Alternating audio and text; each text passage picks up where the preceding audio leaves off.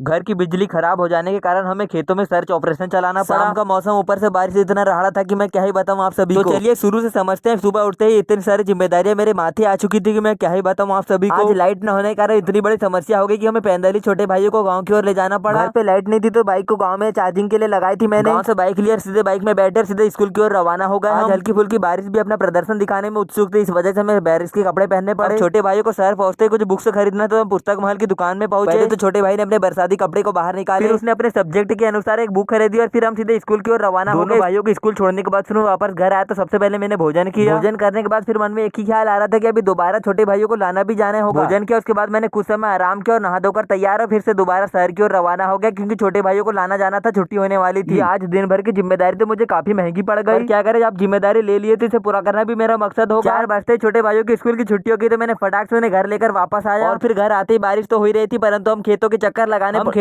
लगाते रहे। फिर